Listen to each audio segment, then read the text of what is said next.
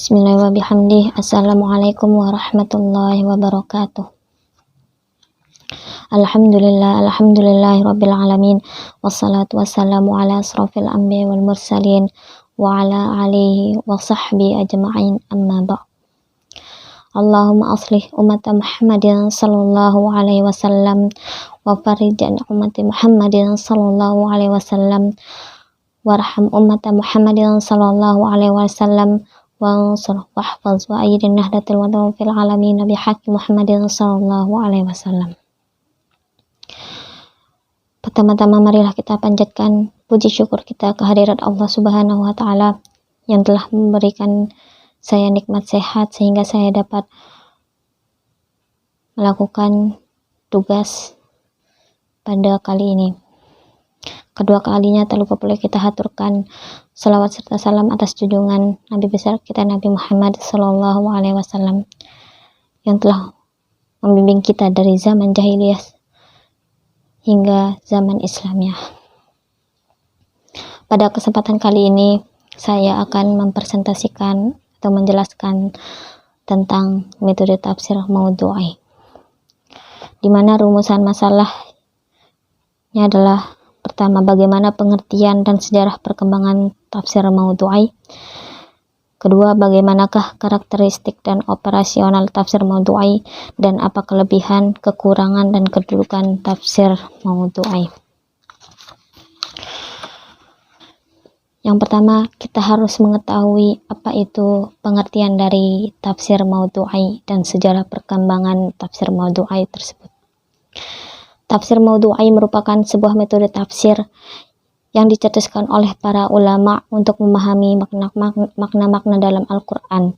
Sebelum kita mengetahui secara mendalam tentang metode tafsir ini, maka saya akan memaparkan pengertian metode tafsir ini.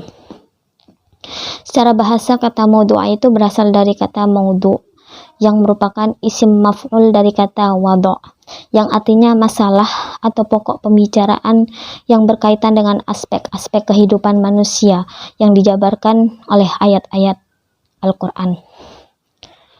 Berdasarkan pengertian di atas secara sederhana, metode tafsir maudhu'i ini adalah menafsirkan ayat-ayat Al-Quran berdasarkan tema atau topik permasalahan atau pembahasan. Sedangkan menurut istilah Baqir al-Sadr memberikan pengertian bahwa tafsir maudhu'i itu adalah suatu metode tafsir yang berupaya menghimpun ayat-ayat Al-Quran dari berbagai surah dan yang pula dengan persoalan atau tema yang ditetapkan sebelumnya. Kemudian membahas dan menganalisa kandungan ayat-ayat tersebut sehingga menjadi suatu kesatuan yang utuh. Istilah tematik digunakan untuk menjelaskan ciri pertama bentuk tafsir ini, yaitu mulai dari sebuah tema yang berasal dari kehidupan kenyataan, lalu kembali ke Al-Quran, atau juga disebut sintesis karena merupakan upaya menyatukan pengalaman manusia dengan Al-Quran. Ada juga menurut Al-Farmawi, tafsir maudhu'i ini adalah mengumpulkan ayat-ayat Al-Quran yang mempunyai maksud yang sama, dalam arti sama-sama membahas satu topik masalah dan menyusunnya berdasarkan kronologis dan sebab turunnya ayat-ayat tersebut. Selanjutnya, mufasir mulai memberikan keterangan dan penjelasan serta mengambil kesimpulan bahwa dalam membahas suatu tema, itu diharuskan untuk mengumpulkan seluruh ayat yang menyangkut tema tersebut. Namun, jika hal tersebut sulit untuk dilakukan, maka dipandang memadai dengan menyeleksi ayat-ayat yang mewakili. Nah, dapat kita simpulkan dari dua penjelasan di atas bahwa metode tafsir maudhu'i ini adalah upaya untuk menafsirkan Al-Quran yang berkenaan dengan permasalahan dengan mengumpulkan seluruh ayat yang bersangkutan atau sebagian yang mewakili untuk kemudian menjelaskannya sebagai satu kesatuan untuk memperoleh pemecahan atau pandangan Al-Quran atas suatu permasalahan tersebut, dengan tetap berpacu pada protokol ilmu-ilmu penafsiran yang sudah dirumuskan sebelumnya. Peletakan bibit-bibit tafsir maudhu'i ini sebenarnya sudah dimulai sejak Rasulullah SAW sendiri, yakni tatkala beliau menafsirkan ayat dengan ayat, yang di kemudian hari dikenal dengan istilah tafsir bil-ma'thur. Seperti kata Al-Farmawi tadi, bahwa setiap penafsiran ayat dengan ayat bisa dikatakan sebagai tafsir maudhu'i. Kayak tafsir yang dihasilkan dari buah pemikiran para mufasir sampai saat ini kebanyakan adalah mengaplikasikan metode tahlili, yakni menafsirkan ayat-ayat Al-Quran dalam kitab-kitab karangannya, ayat demi ayat, surat demi surat, begitu seterusnya, sesuai tertib mushaf yang disepakati adanya, tanpa memperhatikan tema atau judul yang ditafsirkannya. Dalam catatan Quraisy Shihab, tafsir tematik berdasarkan surat digagas pertama kali oleh seorang guru besar jurusan tafsir Fakultas Husuluddin Universitas Al-Azhar Syekh Mahmud Shaltut pada Januari 1960. Karya ini termuat dalam kitabnya Tafsir Al-Quran Al-Karim. Sedangkan tafsir maudhu'i berdasarkan subjek digagas pertama kali oleh Ahmad Sayyid Al-Qumi, seorang guru besar di institusi yang sama dengan Syekh Mahmud Shaltut, dan menjadi ketua jurusan tafsir sampai tahun 1981. Model tafsir ini digagas pada tahun 1960. Kemudian metode ini dikembangkan dan disempurnakan secara lebih sistematis oleh Abdul Hayy Al-Farmawi pada tahun 1977 dalam kitabnya Al-Bidayah fi Al-Tafsir Al-Maudhu'i, Rusuh Munhajiyah Maudhu'iyah. Selanjutnya kita ke metode tafsir maudhu'i, karakteristik dan operasionalnya. Telah kita ketahui bahwa pada pembahasan pertama mengenai pengertian tafsir maudhu'i yang secara singkat bisa kita simpulkan atau bisa kita gambarkan sebagai suatu metode penafsiran yang didasari suatu tema atau topik pembahasan tertentu dengan pengumpulan seluruh atau sebagian ayat yang bersangkutan dengan tema pembahasan, tetapi tetap berpacu pada protokol ilmu penafsiran yang telah disepakati. Dalam segi penyajian, Quraisy Shihab mengatakan bahwa dalam masa perkembangannya terdapat dua bentuk penyajian. Pertama, menyajikan kotak berisi pesan-pesan Al-Quran yang terdapat pada ayat-ayat yang tersangkum pada satu surah, yang kemudian diberi penjelasan tambahan dengan mendatangkan ayat-ayat dari surah lain yang masih memiliki kesamaan pembahasan. Biasanya kandungan pesan tersebut disyaratkan oleh nama surah yang dirangkum padanya selama nama tersebut bersumber dari informasi Rasulullah SAW. Nah, kedua, bentuk berikutnya adalah menghimpun pesan-pesan Al-Quran yang terdapat tidak hanya pada satu surah saja. Dengan kata lain, susunan yang terdapat pada bentuk kedua ini tidak berdasarkan tertib mushaf, melainkan sesuai topik yang dibahas. Nah, metode maudhu'i ini, bentuk ini mulai berkembang tahun 60-an. Ciri metode ini lebih menonjol pada tema, judul atau topik pembahasan, sehingga tidak salah jika memiliki istilah penyebutan lain yakni metode topikal. Jadi mufasir mencari tema-tema atau topik-topik yang ada muncul di tengah masyarakat atau berasal dari Al-Quran itu sendiri atau dari sumber lain. Kemudian tema-tema yang sudah dipilih itu dikaji secara tuntas dan menyeluruh dari berbagai aspeknya sesuai dengan kapasitas atau petunjuk yang termuat di dalam ayat-ayat yang ditafsirkan tersebut. Karenanya, penafsiran yang diberikan tidak boleh jauh dari pemahaman ayat-ayat Al-Quran agar tidak terkesan penafsiran tersebut berangkat dari hasil pemikiran atau rekaan belaka. Karena itu dalam pemakaiannya, metode ini tetap menggunakan kaidah-kaidah yang berlaku secara umum di dalam ilmu tafsir. Dalam perkembangannya, metode maudhu'i memiliki dua bagian.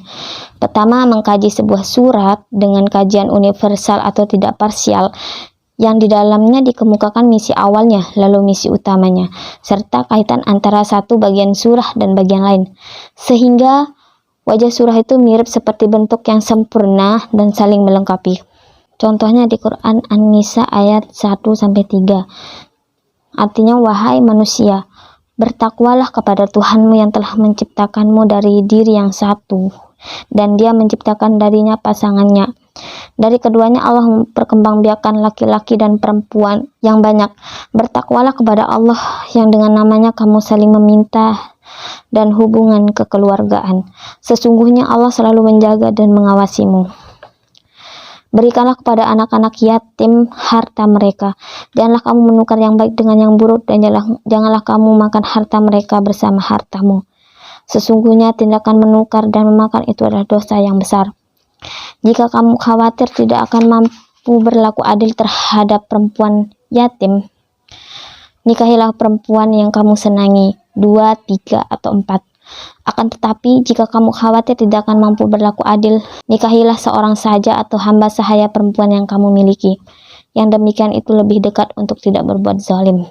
Pada surah An-Nisa di atas dijelaskan pada ayat pertama tentang perintah takwa kepada Tuhan, serta kuasanya yang menciptakan manusia berpasang-pasangan, di mana sebagian dengan yang lain dihubungkan dengan adanya tali kekerabatan.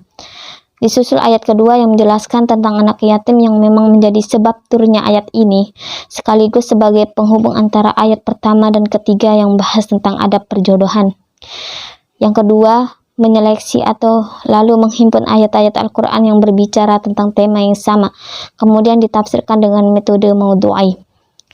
Contoh sederhana dapat dilihat pada penafsiran yang dilakukan oleh Al-Maraghi pada ayat pertama surah Az-Zalzalah yang berbunyi, Idza zulzilatil ardu zilzalaha. Nah, dalam penafsiran di atas dituturkan pertama kali mengenai ayat pertama surah Al-Zalzalah. Lalu dijelaskan secara global mengenai topik pembahasan, yakni goncangan. Kemudian disisipkan 2 ayat dari surah lain, yakni Al-Waqi'ah ayat 4 dan Al-Hajj ayat pertama, untuk lebih menjabarkan pemahaman mengenai topik yang dibahas, dan langkah terakhir adalah menafsirkan ayat-ayat tersebut secara maudhu'i. Nah, ada menurut Farmawi bahwa ada 7 langkah dalam sistematika tafsir maudhu'i. Kemudian 7 langkah tersebut dikembangkan oleh Profesor Quraish Shihab, yaitu yang pertama, menetapkan masalah yang akan dibahas. Yang kedua, menghimpun seluruh ayat-ayat Al-Quran yang berkaitan dengan masalah tersebut. Yang ketiga, menyusun urutan ayat terpilih sesuai dengan perincian masalah dan atau masa turunnya, sehingga terpisah antara ayat Makkiyah dan Madaniyah. Hal ini untuk memahami unsur tahapan dalam pelaksanaan petunjuk-petunjuk Al-Quran. Yang keempat, mempelajari atau memahami korelasi masing-masing ayat dengan surah-surah di mana ayat tersebut tercantum. Yang kelima, melengkapi bahan-bahan dengan hadis-hadis yang berkaitan dengan masalah yang dibahas. Yang keenam, menyusun outline pembahasan dalam kerangka yang sempurna sesuai dengan hasil studi masa lalu, sehingga tidak diikutkan hal-hal yang tidak berkaitan dengan pokok masalah. Yang ketujuh, mempelajari semua ayat yang terpilih secara keseluruhan atau mengkompromikan antara yang umum dengan yang khusus, yang mutlak dan yang relatif, dan lain-lain, sehingga kesemuanya bertemu dalam muara tanpa perbedaan atau pemaksaan dalam penafsiran. Yang terakhir, menyusun kesimpulan penelitian yang dianggap sebagai jawaban Al-Quran terhadap masalah yang dibahas. Selanjutnya ke kelebihan, kekurangan, dan kedudukan tafsir maudhu'i. Kelebihan tafsir maudhu'i ini yang pertama menjawab tantangan zaman, sebab problematika dalam kehidupan selalu tumbuh dan berkembang mengikuti perkembangan hidup itu sendiri. Selanjutnya, penafsiran menggunakan metode maudhu'i disusun secara praktis dan sistematis dalam usaha memecahkan permasalahan yang timbul. Selanjutnya, metode ini membuat penafsiran Al-Quran selalu nampak dinamis sesuai dengan tuntutan zaman, sehingga menimbulkan image dalam benak para pembaca dan pendengarnya bahwa Al-Quran senantiasa mengayomi dan membimbing kehidupan di muka bumi pada semua lapisan dan strata sosial. Selanjutnya, membulatkan pemahaman, dalam artian penggunaan tema-tema tertentu dalam satu pembahasan penafsiran mampu menyerap secara utuh pemahaman mengenai term yang ditafsirkan yang sulit ditemukan dalam metode tafsir lain. Selanjutnya, kekurangan tafsir maudhu'i. Yang pertama, memenggal ayat Al-Quran, artinya dalam memotong ayat Al-Quran terhadap suatu kasus yang terdapat di dalam suatu ayat, atau lebih mengandung banyak permasalahan yang berbeda. Nah, misalnya, petunjuk tentang sholat dan zakat. Biasanya kedua ibadah itu diungkapkan bersama dalam satu ayat. Apabila ingin membahas kajian tentang zakat, misalnya, maka mau tidak mau ayat tentang sholat tersebut ditinggalkan ketika menukilkannya dari mushaf agar tidak terganggu pada waktu melakukan analisis. Yang kedua, membatasi pemahaman ayat. Ketika diterapkannya judul penafsiran, maka pemahaman suatu ayat menjadi terbatas pada permasalahan yang dibahas tersebut. Akibatnya mufasir terikat oleh judul itu, padahal tidak mustahil satu ayat itu dapat ditinjau dari berbagai aspek. Karena perumpamaan ayat Al-Quran itu bagaikan permata yang tiap sudutnya memantulkan cahaya. Nah, jadi dengan diterapkannya judul pembahasan berarti yang akan dikaji hanya satu sudut dari permata tersebut. Terakhir, kesimpulan. Berangkat dari penjabaran di atas tadi dapat disimpulkan bahwa pengertian tafsir maudhu'iyah ini adalah sebuah manhaj penafsiran yang berusaha menafsirkan ayat-ayat Al-Quran berkenaan suatu tema tertentu dengan mengumpulkan seluruh ayat atau sebagian ayat yang mewakili tema pembahasan dan menjelaskan sebagai satu kesatuan untuk memperoleh jawaban atau persepsi Al-Quran secara utuh mengenai permasalahan yang dibahas, dengan tetap berada dalam koridor ilmu penafsiran yang ada, tartib an-nuzul, asbab al-nuzul, dan lain-lain. Meskipun bukan fenomena umum, tapi bibit-bibit tafsir maudhu'i sudah ditanamkan jauh-jauh hari oleh Rasulullah SAW langsung, yakni ketika beliau menafsirkan suatu ayat tertentu dengan ayat lain yang di kemudian hari dikenal dengan istilah tafsir bi al-madhur. Tokoh pertama yang menjadi pencetus tafsir maudhu'i adalah seorang guru besar jurusan tafsir Fakultas Usuluddin Universitas Al-Azhar, Syekh Muhammad Shaltut pada Januari 1960.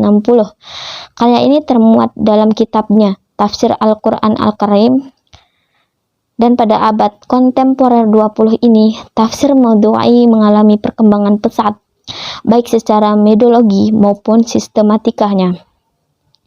Demikian juga karya yang dihasilkan jumlahnya semakin bertambah, baik tematik berdasarkan tertib Al-Quran maupun tematik berdasarkan subjek atau topik tertentu. Nah, terhadap bentuk penyajian metode ini, penafsiran Al-Quran tidak dilakukan ayat per ayat, namun mencoba memilik Al-Quran dengan mengambil sebuah tren khusus dari berbagai tema doktrinal, sosial, kemasyarakatan yang tersaji dalam Al-Quran. Misalnya, pengkajian mengenai adab ijtimai dalam Al-Quran, konsep tatir dalam persepsi Al-Quran. Nah, ciri utama metode penafsiran ini adalah dengan lebih menonjolkan topik pembahasan, sehingga tidak berlebihan jika metode ini juga dinamai metode topikal. Dalam segi kelebihan, metode ini terkesan lebih praktis dan sistematis, dinamis, serta membuat pemahaman lebih utuh mengenai suatu tema. Sehingga membuat metode ini memiliki urgensi yang sangat penting dalam dunia penafsiran di zaman milenial ini, dengan mampu menjawab tuntas problematika kehidupan yang timbul semakin kompleks. Namun di sisi lain, tiada suatu yang sempurna kecuali yang hak, di mana metode ini seakan-akan memenggal pemahaman suatu ayat yang laksana permata yang jika ditilik dari berbagai sudutnya mampu memancarkan kilau cahaya. Mungkin hanya ini yang dapat saya sampaikan, kurang lebihnya mohon dimaafkan. Wabillahi taufiq wal hidayah. Wassalamualaikum warahmatullahi wabarakatuh.